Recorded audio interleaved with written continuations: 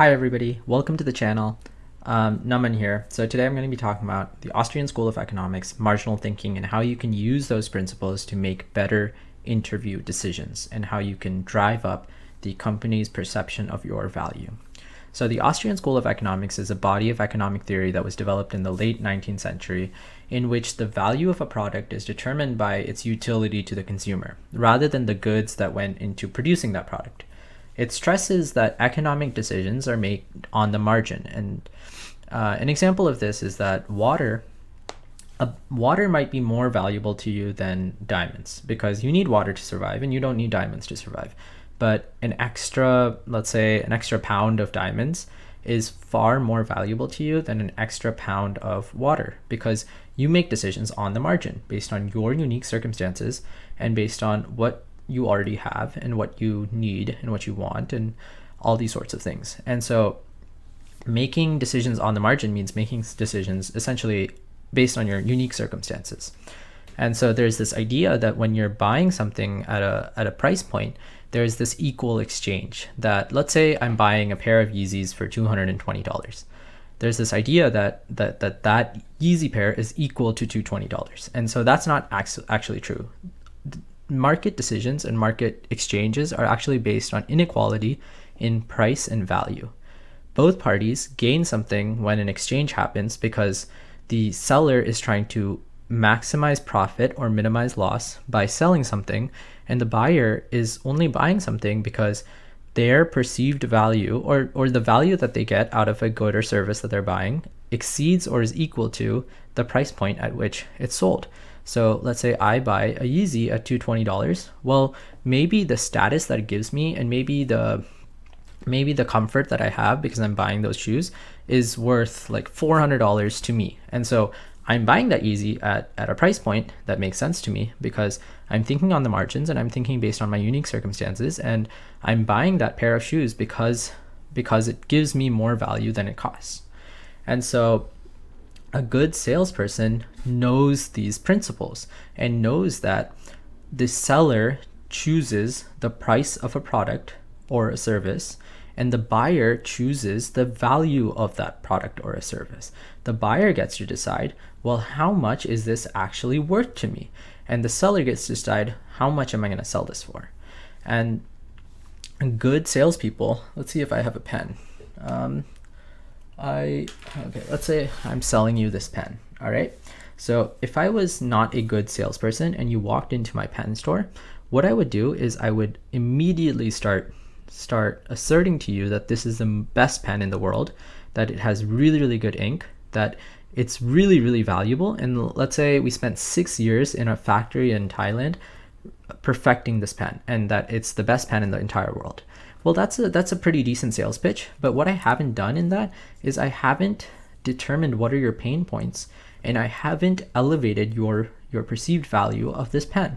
So good salespeople actually ask you questions like, to figure out what is the value that you would get out of the pen, and to try to pinpoint a solution or a good or a service that would address your pain points, so that you would actually recognize how much value you would get out of that product. And so I could sell something and give a sales pitch about why something is really, really good for somebody else without actually knowing their needs. And so somebody might think, okay, that's really cool, but it's not for me. And a good salesperson, when selling this pen, might ask questions like, well, how long have you been in the market for a pen? Have you bought an expensive pen like this in the past?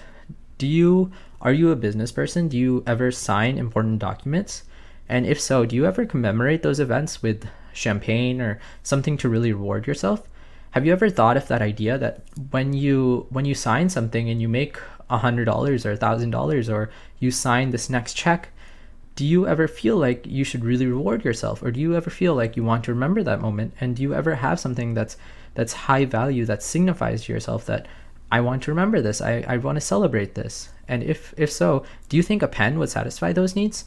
Do you think that you would value something like that? And do you think you would actually use it? And so these types of questions really get you to start to think about how much value the product that I'm selling would actually give you. And so when I'm forcing you to come up with answers to these questions, what I'm doing is I'm elevating at least I'm helping you understand how much value you're getting out of something that would address your pain points.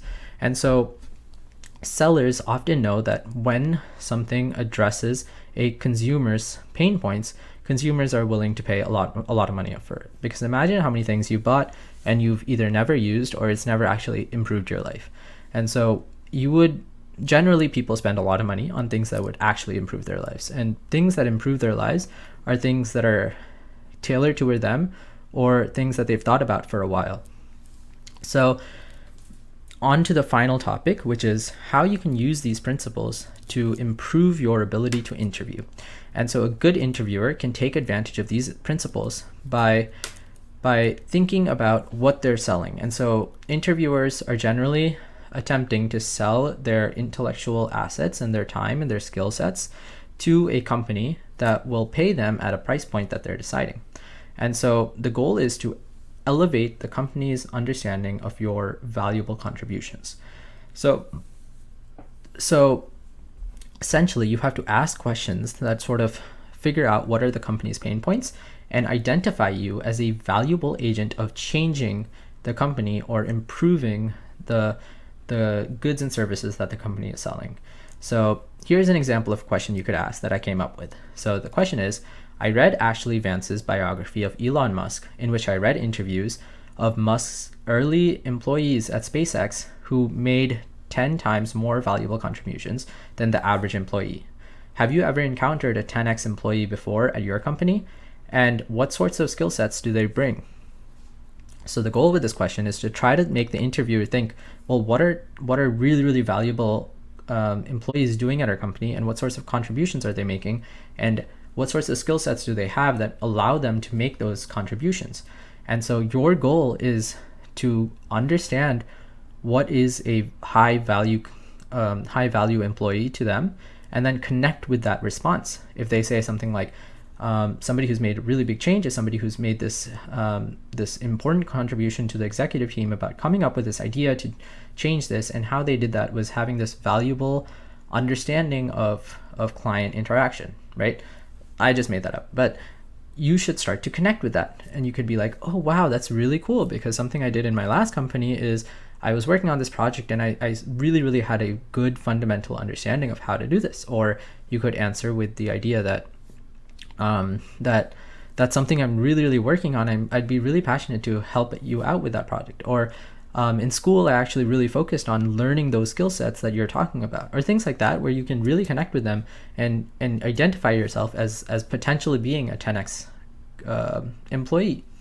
So another question you could ask is, what is a project that you could see me making a big difference in? And so what you're forcing the person who's interviewing you to think about is, well, what are your skill sets? What have I learned about you in the interview? And can I actually imagine you making a big change in this company? And since the question is worded as if, what is a project you could see me making a big difference in?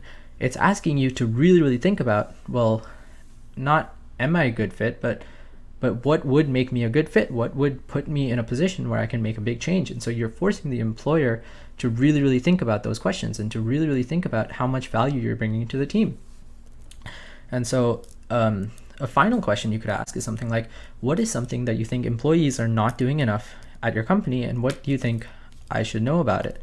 And so what you're trying to gain out of that is, well, can I bring something that's unique to this company that maybe employees are not bringing to the table enough? And so if you can identify yourself as somebody unique by asking these sorts of questions and identify yourself as somebody of high value to the company, then you can really, really conquer your interviews and assert that you have more value than the employer might have initially thought about.